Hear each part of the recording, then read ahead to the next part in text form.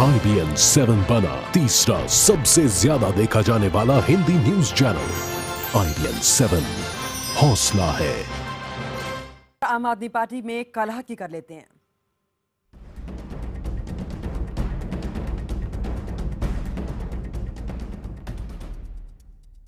क्या आम आदमी पार्टी में सब कुछ ठीक नहीं है? सूत्रों के मुताबिक आम आदमी पार्टी के नेता योगेंद्र यादव के खिलाफ पार्टी विरोधी गतिविधियों के तहत कार्रवाई हो सकती है। इसी हफ्ते आम आदमी पार्टी के बड़े नेताओं की बैठक बुलाई जाएगी।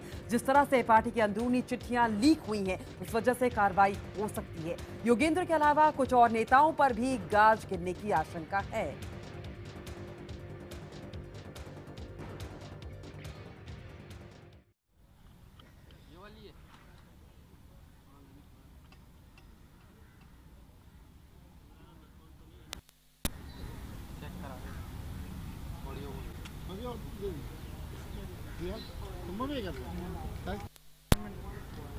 पर जैसे ही राधा कृष्ण के स्वरूप और उपस्थित लोगों ने फूलों की होली खेलना शुरू किया तो वहां मौजूद हुरियारी ने अपने आप को न रोक सकी और हुरियारों पर बरसाने लगी रंगों के बीच लाठियां। हुरियारों ने हुरियारिनों से बचाव के लिए लाठियों का ही प्रयोग किया।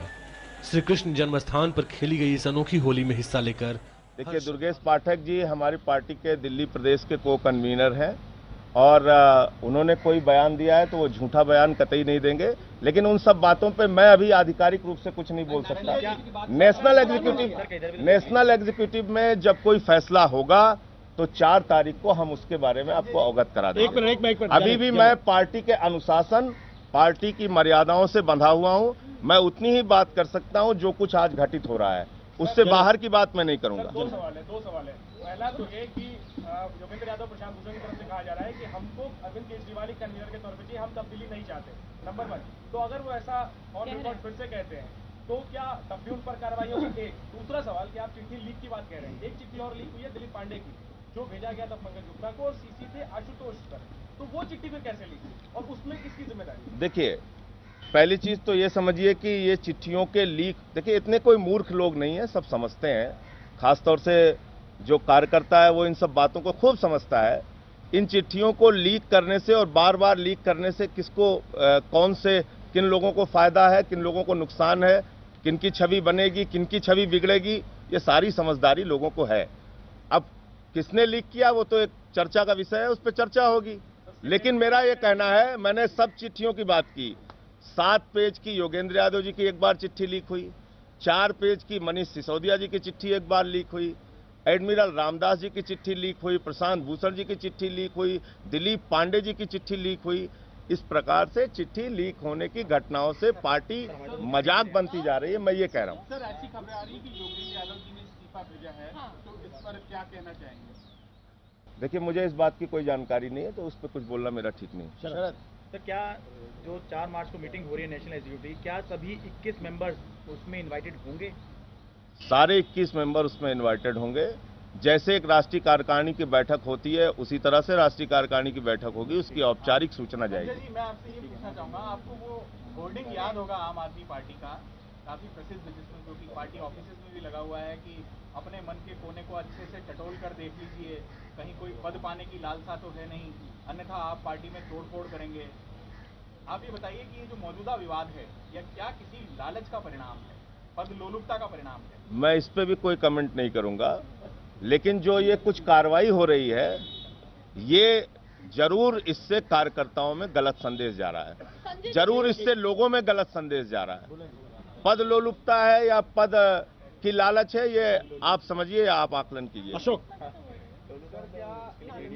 फैसला 50-50 होता है तो नेशनल कन्वीनर को लेकर रायशुमारी होगी?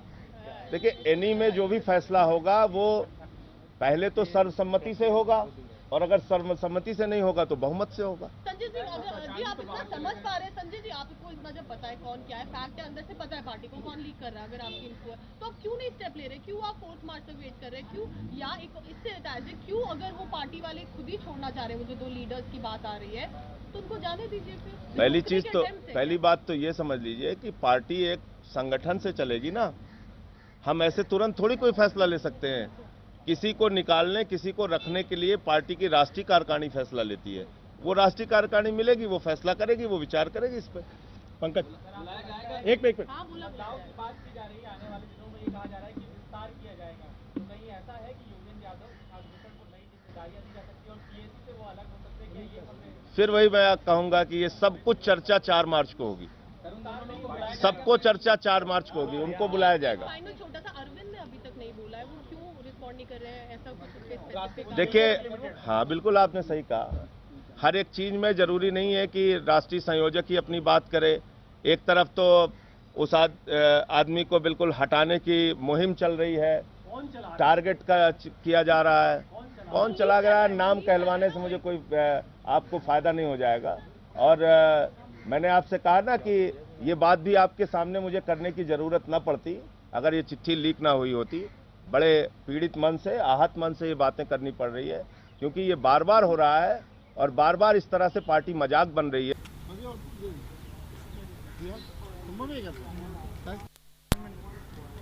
पर जैसे ही राधा कृष्ण के स्वरूप और उपस्थित लोगों ने फूलों की होली खेलना शुरू किया तो वहां मौजूद हुरियारी ने अपने आप को न रोक सकी और हुरियारों पर बरसाने लगी रंगों के बीच लाठियां। हुरियारों ने हुरियारिनों से बचाव के लिए लाठियों का ही प्रयोग किया। श्री कृष्ण जन्मस्थान पर खेली गई इस अनोखी होली में हिस्सा लेकर देखिए, दुर्गेश पाठक जी हमारी पार्टी के दिल्ली प्रदेश के को कन्वीनर हैं और उन्होंने कोई बयान दिया है तो वो झूठा बयान कतई नहीं देंगे, लेकिन उन सब बातों पे मैं अभी आधिकारिक रूप से कुछ नहीं बोल सकता। नेशनल एग्जीक्यूटिव में जब कोई फैसला होगा तो 4 तारीख को हम उसके बारे में आपको अवगत करा देंगे। अभी भी मैं पार्टी के अनुशासन, पार्टी की मर्यादाओं से बंधा हुआ हूं। मैं उतनी ही बात कर सकता हूं जो कुछ आज घटित हो रहा है, उससे बाहर की बात मैं नहीं करूंगा। दो सवाल है। पहला तो ये कि योगेंद्र यादव प्रशांत भूषण की तरफ से कहा जा रहा है कि हमको अरविंद केजरीवाल ही कन्वीनर के तौर पर चाहिए, हम तब्दीली नहीं चाहते, नंबर 1। तो अगर वो ऐसा ऑन रिकॉर्ड फिर से कहते हैं तो क्या तब भी उन पर कार्रवाई होगी? एक दूसरा सवाल कि आप चिट्ठी लीक की बात कह रहे हैं, एक चिट्ठी और लीक हुई है दिलीप पांडे की, जो भेजा गया था पंकज गुप्ता को और सीसी थे आशुतोष पर, तो वो चिट्ठी फिर कैसे लीक हुई और उसमें किसकी जिम्मेदारी? देखिए, पहली चीज तो ये समझिए कि ये चिट्ठियों के लीक, देखिए इतने कोई मूर्ख लोग नहीं है, सब समझते हैं। खासतौर से जो कार्यकर्ता है वो इन सब बातों को खूब समझता है। इन चिट्ठियों को लीक करने से और बार बार लीक करने से किसको कौन से किन लोगों को फायदा है, किन लोगों को नुकसान है, किन की छवि बनेगी, किन की छवि बिगड़ेगी, ये सारी समझदारी लोगों को है। अब किसने लीक किया वो तो एक चर्चा का विषय है, उस पर चर्चा होगी। लेकिन मेरा ये कहना है, मैंने सब चिट्ठियों की बात की। 7 पेज की योगेंद्र यादव जी की एक बार चिट्ठी लीक हुई, 4 पेज की मनीष सिसोदिया जी की चिट्ठी एक बार लीक हुई, एडमिरल रामदास जी की चिट्ठी लीक हुई, प्रशांत भूषण जी की चिट्ठी लीक हुई, दिलीप पांडे जी की चिट्ठी लीक हुई। इस प्रकार से चिट्ठी लीक होने की घटनाओं से पार्टी मजाक बनती जा रही है, मैं ये कह रहा हूँ। सर, ऐसी खबरें आ रही है कि योगेंद्र यादव जी ने इस्तीफा भेजा है, तो इस पर क्या कहना चाहेंगे? देखिए, मुझे इस बात की कोई जानकारी नहीं है, तो उस पर कुछ बोलना मेरा ठीक नहीं। तो क्या जो 4 मार्च को मीटिंग हो रही है नेशनल एग्जीक्यूटिव, क्या सभी 21 मेंबर्स उसमें इनवाइटेड होंगे? सारे 21 मेंबर उसमें इनवाइटेड होंगे। जैसे एक राष्ट्रीय कार्यकारिणी की बैठक होती है उसी तरह से राष्ट्रीय कार्यकारिणी की बैठक होगी, उसकी औपचारिक सूचना जाएगी। जी, मैं आपसे ये पूछना चाहूंगा, आपको वो होर्डिंग याद होगा आम आदमी पार्टी का, काफी प्रसिद्ध जिसमें जो कि पार्टी ऑफिसेज में भी लगा हुआ है कि अपने मन के कोने को अच्छे से टटोल कर देख लीजिए, कहीं कोई पद पाने की लालसा तो है नहीं, अन्यथा आप पार्टी में तोड़फोड़ करेंगे। आप ये बताइए कि ये जो मौजूदा विवाद है, यह क्या किसी लालच का परिणाम है, पद लोलुपता का परिणाम है? मैं इस पे भी कोई कमेंट नहीं करूंगा, लेकिन जो ये कुछ कार्रवाई हो रही है, ये जरूर इससे कार्यकर्ताओं में गलत संदेश जा रहा है, जरूर इससे लोगों में गलत संदेश जा रहा है। पद लोलुपता है या पद की लालच है, ये आप समझिए या आप आकलन कीजिए। अशोक, क्या एडी में अगर फैसला 50-50 होता है तो नेशनल कन्वीनर को लेकर रायशुमारी होगी? देखिए, एनी में जो भी फैसला होगा वो पहले तो सर्वसम्मति से होगा, और अगर सर्वसम्मति से नहीं होगा तो बहुमत से होगा। संजय जी, अगर जी आप इतना समझ पा रहे हैं, संजय जी आपको इतना जब पता है कौन क्या है, फैक्ट है, अंदर से पता है पार्टी को कौन लीक कर रहा है, अगर आपकी इन्फो है तो आप क्यों नहीं स्टेप ले रहे? क्यों आप 4 मार्च तक वेट कर रहे हैं? क्यों, या एक इससे एज क्यों अगर वो पार्टी वाले खुद ही छोड़ना चाह रहे हैं, वो जो 2 लीडर्स की बात आ रही है, तो उनको जाने दीजिए फिर। पहली बात तो ये समझ लीजिए कि पार्टी एक संगठन से चलेगी ना, हम ऐसे तुरंत थोड़ी कोई फैसला ले सकते हैं। किसी को निकालने, किसी को रखने के लिए पार्टी की राष्ट्रीय कार्यकारिणी फैसला लेती है, वो राष्ट्रीय कार्यकारिणी मिलेगी, वो फैसला करेगी, वो विचार करेगी इस पर। पंकज एक मिनट हाँ बोला की बात की जा रही है, आने वाले दिनों में ये कहा जा रहा है कि विस्तार किया जाएगा, तो कहीं ऐसा है कि योगेंद्र यादव प्रशांत भूषण को नई जिम्मेदारियां दी जा सकती है और पीएसी से वो अलग हो सकते हैं, क्या ये खबरें? फिर वही मैं कहूंगा कि ये सब कुछ चर्चा 4 मार्च को होगी, सबको चर्चा 4 मार्च को होगी, उनको बुलाया जाएगा। फाइनल छोटा सा, अरविंद ने अभी तक नहीं बोला है, वो क्यों रिस्पॉन्ड नहीं कर रहे हैं, ऐसा कुछ? देखिए, हाँ बिल्कुल आपने सही कहा, हर एक चीज में जरूरी नहीं है कि राष्ट्रीय संयोजक ही अपनी बात करे। एक तरफ तो उस आदमी को बिल्कुल हटाने की मुहिम चल रही है, टारगेट का किया जा रहा है। कौन चला गया, नाम कहलवाने से मुझे कोई आपको फायदा नहीं हो जाएगा। और मैंने आपसे कहा ना कि ये बात भी आपके सामने मुझे करने की जरूरत न पड़ती अगर ये चिट्ठी लीक ना हुई होती। बड़े पीड़ित मन से, आहत मन से ये बातें करनी पड़ रही है, क्योंकि ये बार बार हो रहा है और बार बार इस तरह से पार्टी मजाक बन रही है। कार्यकर्ताओं में जो लोग अपना एक समय का रिक्शा नहीं चलाते हैं और पार्टी के लिए झंडा उठा के काम करते हैं, उनके दिल को ठेस पहुंचती है, इसलिए आपके सामने बात करनी पड़ रही है। वरना मैं एक ऐसा सिपाही हूं पार्टी का, 3.5 साल से अन्ना आंदोलन में भी था और पार्टी में भी हूं। कभी पार्टी की मर्यादा को लांघ के मैंने कभी कोई बात नहीं की। आम आदमी पार्टी की प्रेस कॉन्फ्रेंस ये दिल्ली में हो रही थी। संजय सिंह ने कहा कि बहुत ही पीड़ित मन से, आहत मन से ये प्रेस कॉन्फ्रेंस करनी पड़ रही है। दिल दुखता है जब पार्टी के जो लेटर्स है ये लीक हो रहे हैं, लेकिन उन्होंने कहा कि पार्टी एक परिवार की तरह है। ये जरूर उन्होंने कहा कि कुछ वरिष्ठ नेताओं ने गलत काम किया है। 4 मार्च को नेशनल एग्जीक्यूटिव की मीटिंग होगी, उसमें फैसला लिया जाएगा। हमारे साथ हमारे वरिष्ठ सहयोगी विक्रांत यादव फोन लाइन पर जुड़ चुके हैं। विक्रांत, क्या इशारों में संजय सिंह यहाँ पे कुछ कहना चाह भी रहे थे, छुपा भी रहे थे? देखिए पायल, एक चीज तो सबसे साफ हो गई है कि जो IRIAN 7 ने सुबह से अपने दर्शकों को हम बता रहे थे कि अगले 2-3 दिनों में एक बड़ी कार्रवाई होगी, एक बैठक बुलाई जाएगी, उस खबर की पुष्टि हो गई है। क्या संजय सिंह ने साफ किया है कि 4 तारीख को वो बैठक बुलाई जाएगी। नेशनल एग्जीक्यूटिव जो पार्टी की सबसे बड़ी बॉडी है और जो हमें अपने सूत्रों से जानकारी मिल रही है, हमारी जो बाकी खबर है उस पर वो भी कंफर्म होगी कि योगेंद्र यादव और प्रशांत भूषण पर इस बैठक में कार्रवाई हो सकती है। और ज्यादातर सदस्य जो हैं इस कमेटी के, ज्यादातर सदस्य नेशनल एग्जीक्यूटिव के, उसमें से एक बड़ा पक्ष जो है वो अरविंद केजरीवाल के साथ है, क्योंकि अभी पिछले दिनों जब नेशनल एग्जीक्यूटिव की बैठक हुई थी तब भी ये सभी मुद्दे उठे थे। और जो हमें सूत्रों से जानकारी मिली है कि उसमें 21 जो कुल सदस्य हैं उसमें से 16 सदस्य अरविंद केजरीवाल के साथ थे, जिन्होंने ये बात कही थी कि अरविंद केजरीवाल को इस पद पर रहना चाहिए और बाकी लोगों को उनके खिलाफ कार्रवाई की जानी चाहिए। तो एक तरह से अब ये खबर, और अगर कोई बोल रहा है, जो बहुत जरूरी सवाल उठा रहे हैं, अगर प्रशांत भूषण या कोई भी शख्स पारदर्शिता पर, RTI में दायरे में आने पर जो उनके वादे हैं या उनके दावे हैं उस पर, या फिर अकाउंट्स को वेबसाइट पर डालने की बात करता है, या सिलेक्शन ऑफ कैंडिडेट्स की बात करता है कि जिस तरह से कैंडिडेट्स को सिलेक्ट किया हो उनका बैकग्राउंडर हो, या एक ओपननेस और अकाउंटेबिलिटी की बात करता हो, तो उसमें क्या गलत है? तो मुझे तो लगता नहीं है कि उनको जाने देना चाहिए। और उनको जरूरी है रहकर कम से कम वो तो सवाल पूछे, क्योंकि मुझे तो PSC में आने ही नहीं दिया। और मुझे तो सवाल पूछने का, जब भी मैं सवाल पूछती थी तो उसको डिसेंट की तरह से लिया जाता था। लेकिन ये जी हुजूरी वालों से बचें। लेकिन मुझे लगता है इनको लाया ही इसलिए गया है कि वो जी हुजूरी करें, नहीं तो उनका कोई अस्तित्व भी नहीं है उसके अलावा।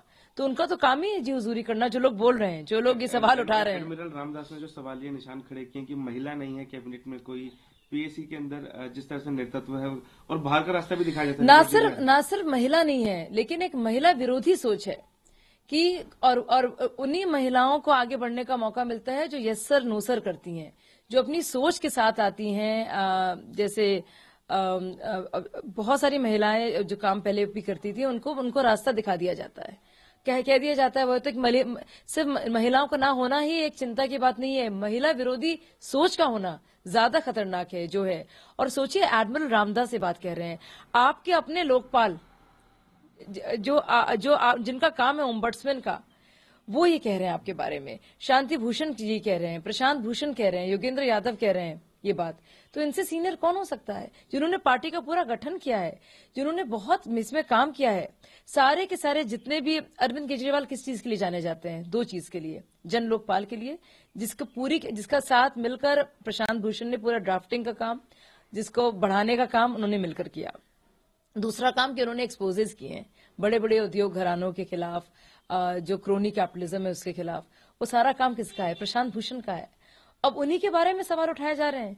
तो ये मुझे लगता है बहुत ही अफसोस की बात है कि योगेंद्र यादव, प्रशांत भूषण, जो लोग बिल्कुल एक निर्माता हैं एक तरह के पार्टी के, जो संस्थापक रहे हैं, उनके बारे में कुछ भी लिख दिया जाए और एक सिलेक्टिव लीक कर दिया जाए। ये ठीक उसी तरह से हो रहा है जो पिछली बार हुआ था जब मनीष सिसोदिया ने खत लिखा था योगेंद्र यादव को कि आप अरविंद को खत्म करना चाहते हैं।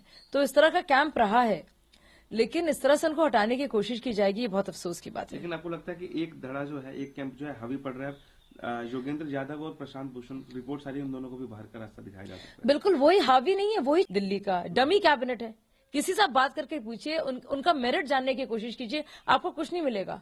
जितेंद्र तोमर का क्या मेरिट है सब जानते हैं उनका तो आप देखिए उनका मेरिट क्या है।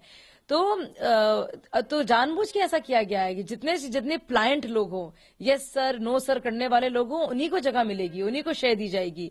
और जो सवाल पूछेगा, जिसका अपना कद हो, जो अपना लीडरशिप रोल कर सकता है, उसको हटा दिया जाएगा, जैसे कि किया जा रहा है। बाकी जो सवाल पूछ रहे हैं उनका क्या कद था बताइए?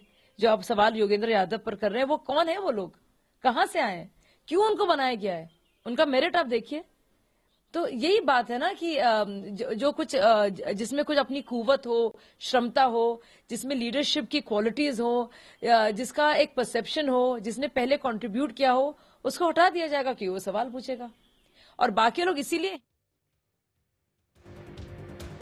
ये थी शाजिया आलमी, पूर्व सदस्य थी आम आदमी पार्टी की। इनका कहना है कि आम आदमी पार्टी में उन्हीं लोगों की पूछ है जो जी हुजूरी करते हैं। साथ में उन्होंने ये भी कहा कि लोकतंत्र की कमी है आम आदमी पार्टी में। इसी खबर